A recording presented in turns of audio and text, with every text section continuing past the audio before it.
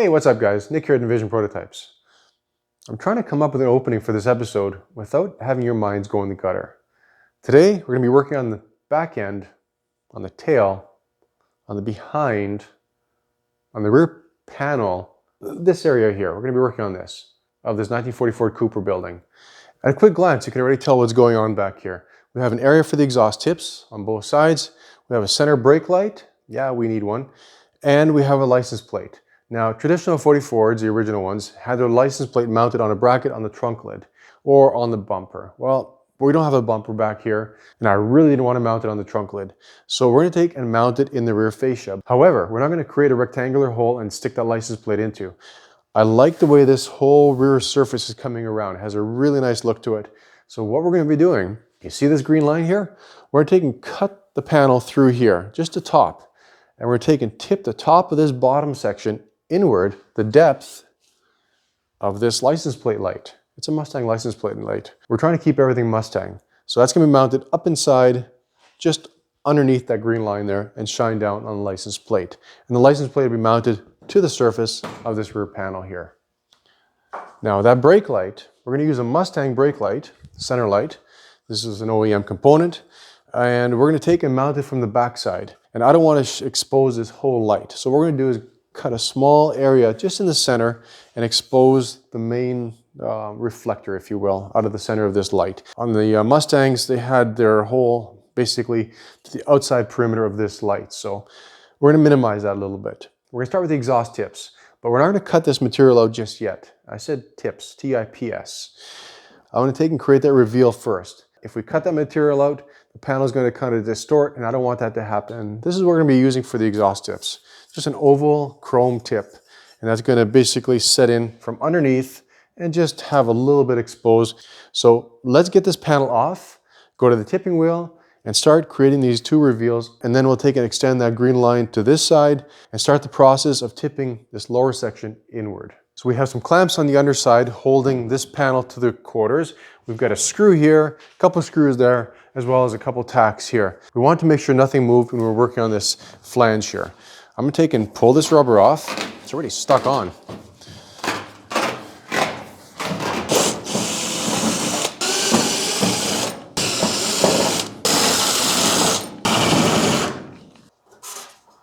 Put a little witness line there and a witness line here. Let go of that clamp. We have a couple of tacks here. I'm going to take those off.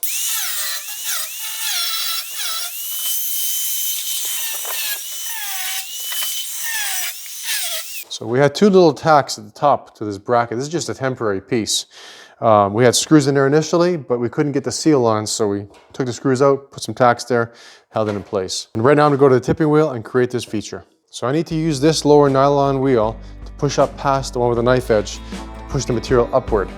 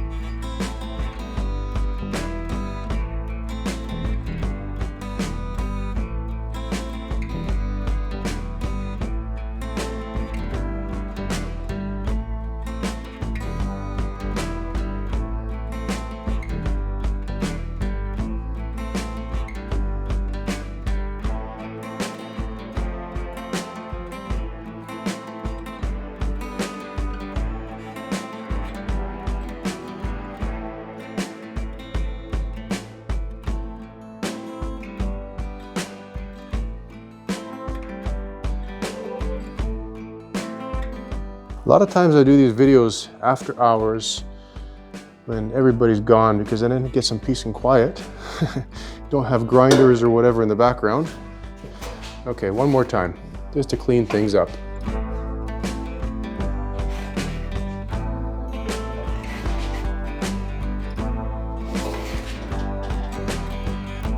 And that's going to be it.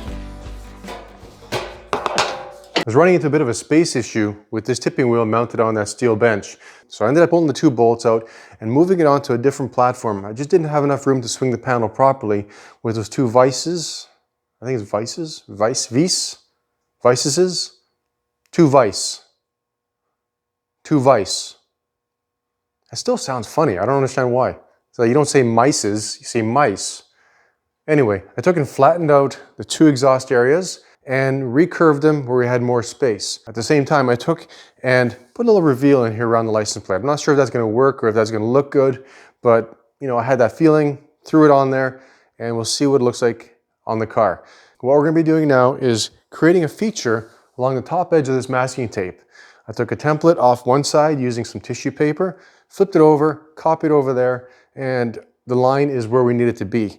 So I'm taking and pull this masking tape off, and then we can run this through the tipping wheel and create another roll just off the top side here. And that'll give us the beginnings for this lower area to be tipping inward. Then we'll take and cut that area through there and put a spacer in. We're gonna be moving the lower wheel inward, allowing the upper wheel to go down past it and push this lower section downward. Line things up here.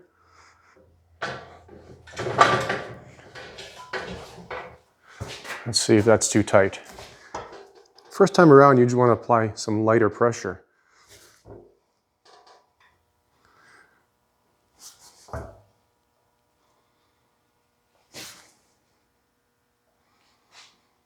Seems to be working.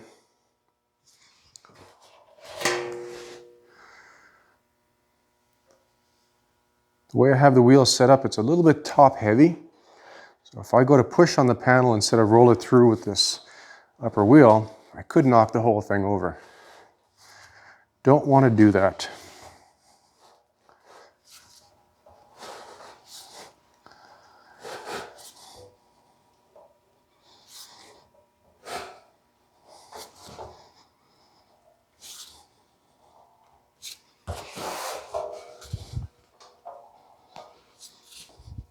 You can see the metal kind of deflecting as I'm rolling. It's saying to me, "What are you doing?"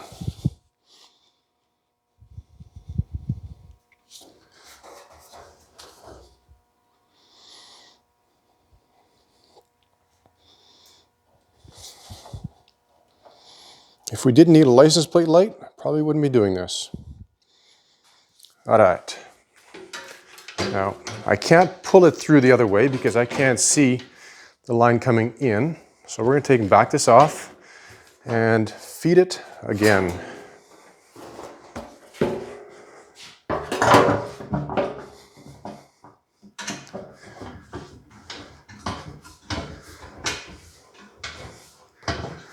When we're pushing this much material, there's really no going back.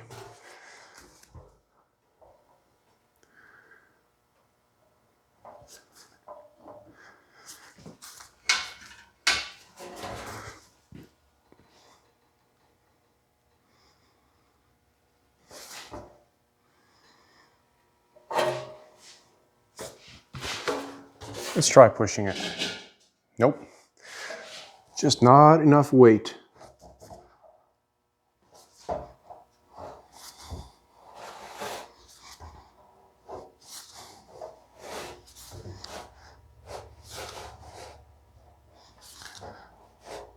I think my arm got a bit longer from stretching it out. No, actually I'm closer to the tipping wheel. Ha ha ha.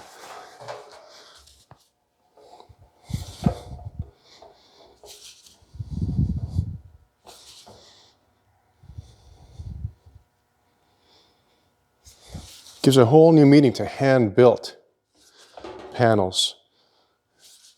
Automotive manufacturers have big presses.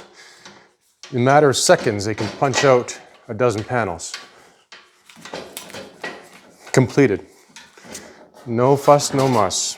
Here, we just have to keep developing it one step at a time. I can take and increase the amount of offset by lifting this panel up. So I can start off with a small taper here by keeping it down to this angle, but then as we come up into this top, I can actually lift the panel up, creating a deeper offset. And we're stuck on that. There we go.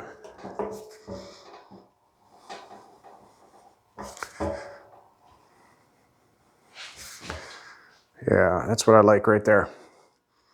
We're up to about 3/8 of an inch.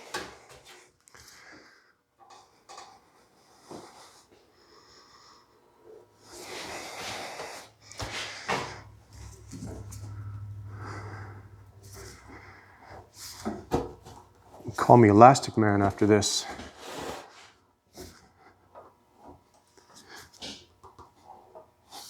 Getting a little bit of deflection in the panel there. Using my rib cage to hold the panel down.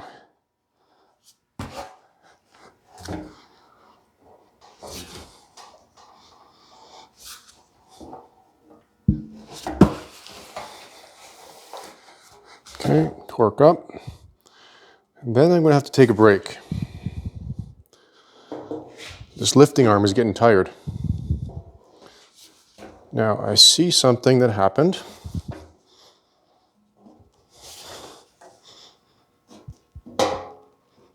That's it.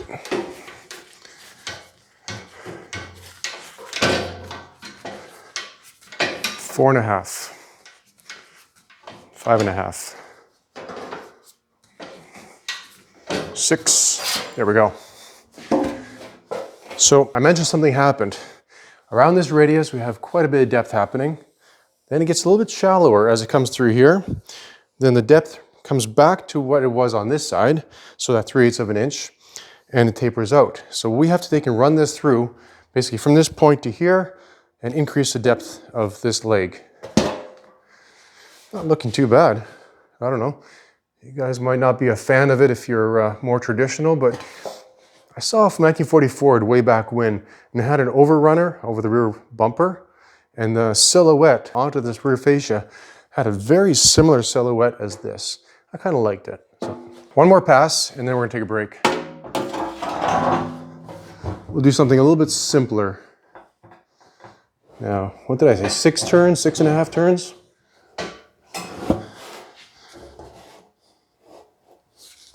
So I don't even have to sight it anymore because it's going to follow in a particular path at this point. It's looking really good. Before we go disassembling this modified tipping wheel, I have to create one more detail in this panel. Now you see, I've been pulling down so much material that we're now starting to buckle in through here above the license plate. There's just not enough material to do what the panel needs to do. When I take and cut halfway between the bottom radius and the top radius to create and put in another piece to increase the depth, this will actually straighten back out. And we'll have that old curve that we had earlier just further in. And at this point, we have to take and create the third brake light. We can take a zip blade, cut a hole out, and leave the edges raw, and it'll look kind of like an amateurish type of body mod. We don't want that. We want the panel to look as if it was stamped. So what I'm going to do is take this bottom green line here, find the center line, and run that through the bead roller. Give us a break, kind of like we did over here.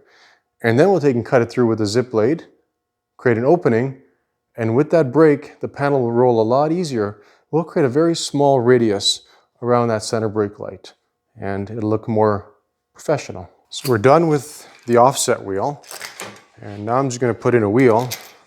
Yeah, let's use this one. I've got several different variations of this skateboard wheel.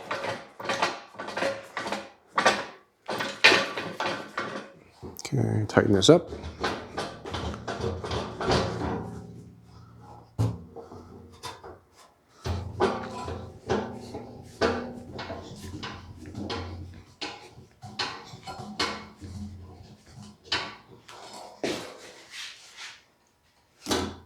Yep, my arm is longer now.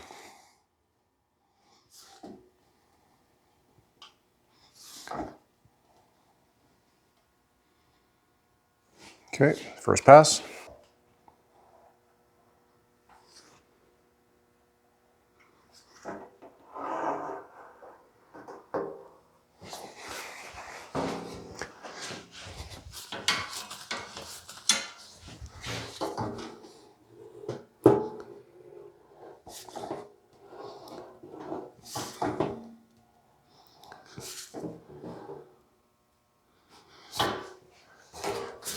There we go. That's all we can do. So the question of the hour is, where do we start cutting? Do we start cutting this? Not really. I want to take and develop this brake light area first. Then we'll do the exhaust tips, and then we'll take and cut this area through here.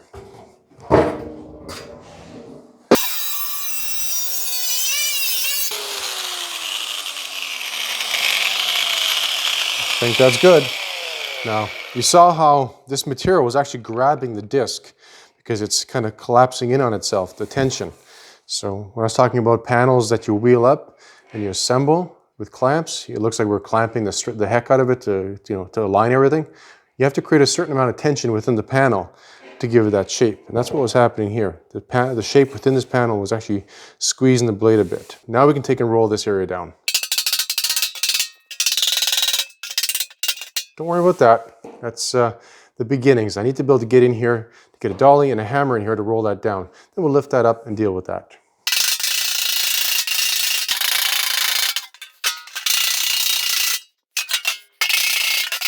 So now we got the top and bottom finished. I'm going to take and radius the ends a little bit. I'll get the slapper in here, clean that up, and then we can move on to the exhaust tips. The tension caused by this surface here is actually pushing that upward. So when we cut that, that'll get relieved, settle down, that'll come back up. And then we have a little more work to clean up that hole, cut back on this flange because it's way too deep.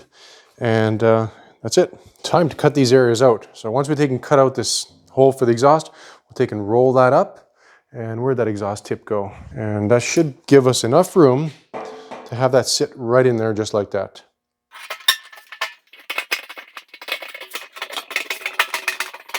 You can see how much the panel twisted by us taking this material out of here. This created strength within the panel. Now it's kind of weak. Next step is going to be taking and roll this over and finalize the flange. I just want a slight roll inside because you don't want a raw edge sticking down.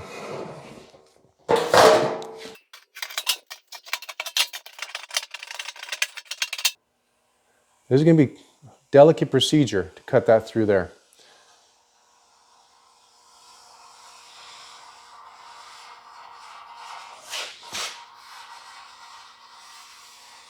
We don't have to go all the way to the end because it's going to taper.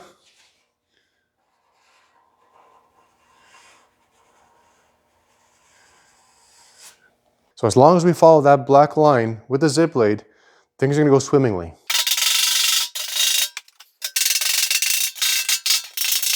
So essentially, we've created a tuck here and here with this material, and we're hammering that tuck into itself.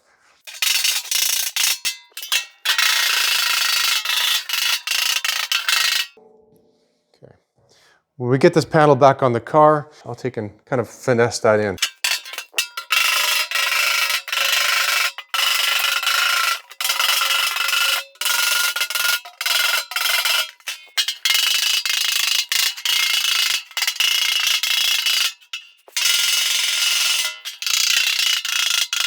I'm going to take and flatten this out a little bit, smooth that out.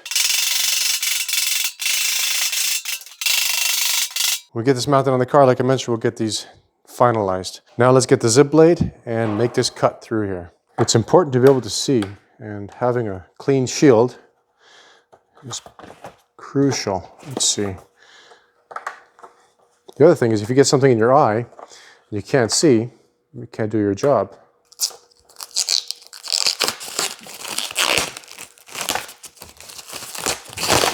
Let's see what the exhaust tip looks like inside that hole. I'm curious. And that's not too bad. We have about a 1/4 inch gap all the way around. We still need to find 2 in the sheet metal, but that's really, really close. I'm liking that. That's going to just come out just a little bit, probably like that. And this side here.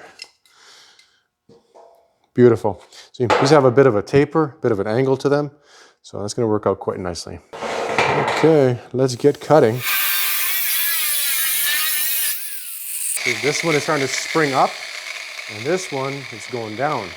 That's okay. As long as we stay halfway in between the two, we'll have a nice radiused edge as a finished edge, and a nice radiused edge as a finished edge, and put our weld or a piece and weld it in between those two areas.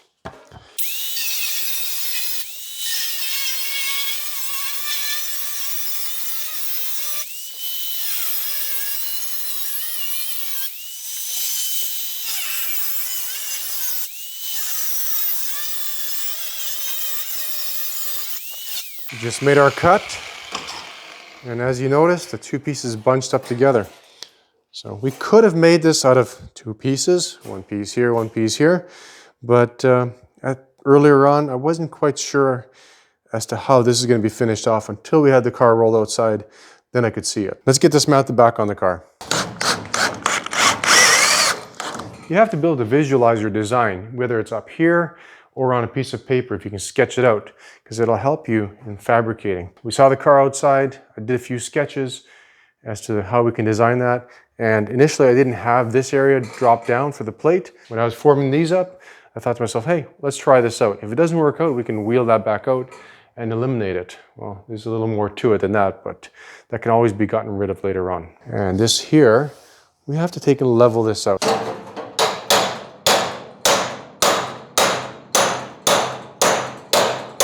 See how much easier it is when things aren't flying every which way? I'm kind of giving the center a little higher profile than the ends, kind of opening it up a little bit. Okay, that's going to be good. You see how that sets in like that? So that's gonna come out quite nice. Now, let's see if we can get that brake light squeezed in there. Probably not enough room because I've got that bracket there, but well, you can kind of see it there. I've got it in part of the ways. So we've got our little license plate light that's going to tuck up inside. There's plenty of room for that.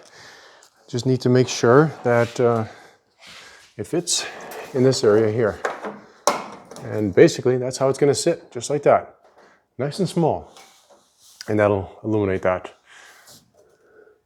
Our backup lights are going to be in the tail lights. I'm going to get a piece of sheet metal that's slightly wider than this license plate light, and we'll get it tacked in place. Now, it's going to have a bit of curve, so we have to match that curvature. Describe the curvature of the outside. And that width there should be 1 1/4 inches. Quick, what's 3/4 plus 1/2 inch? 1 1/4 inches.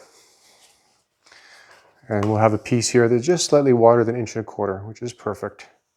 Because we have to create a seat for that license plate light.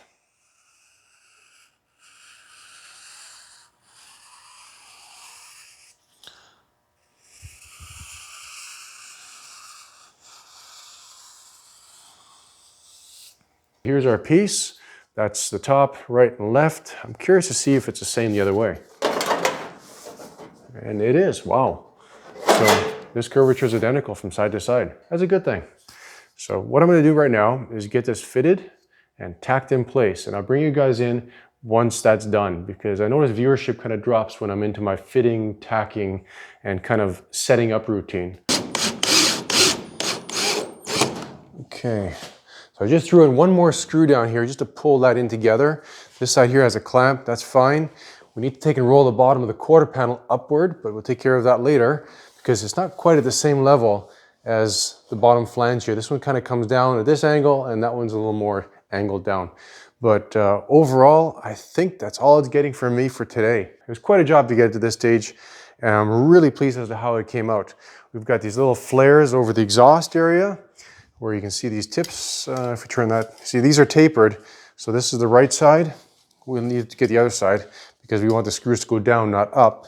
But that's gonna sit in there just like that. Right, come out a little bit. And the same over here. And you know, I think that looks pretty trick. And then we have our license plate, of course. We have to make 2 holes and insert those license plate little fasteners to be able to mount our license plate. We have the 3rd brake light. Where'd it go? Right here. So that's going to sit in there just like that. I took out the reinforcement bracket that I had there just so I could sneak that in. It's kind of dark in there, but that's coming together quite well through there. And the license plate light, which I don't have on me at the moment, but doesn't matter, that tucks up way up underneath here, and you don't even see it. So I don't like those little bulbs that drop down over the top of the plate. It looks kind of tacky. You know, here it's invisible. So that's going to be it. We did get a couple comments in regards to the back end of this car not being bulky enough as compared to a 1940 Ford Coupe. Either the fenders are too small or the car wasn't big enough in the back. And believe it or not, this profile, this back end is spot on to a 1940 Ford Coupe. If you overlay a 40 Ford Coupe over the top of this one, the shape of the rear fender is almost identical. There are two differences, one being the width of the rear fender. These are a bit narrowed up because of the structure we're dealing with within the car and the subframes. And the other difference is the trunk lid. On the 1940 Ford Coupe, the trunk lid came down and then there was a bit of a bulge here that went into the rear pan area. Here, this is going to transition almost as one surface with a cut line through there. You know, I think it's a little bit cleaner and it'll just have a smoother appearance. You won't have that extra little feature there. Those are the only two main differences between the two vehicles. The shape of the trunk is almost identical. So anyway, we're not building a replica. We're building a vehicle that's inspired by 1940 Ford Coupe, and there will be differences. It's a kind of a what if, you know, what if Ford Motor Company or their design department sat down and designed a modern 40 Ford? This is what it might look like. I hope you enjoyed this episode of fabricating this rear fascia. If you like the way it came out, give us a thumbs up. Thanks very much for watching and see you guys next time.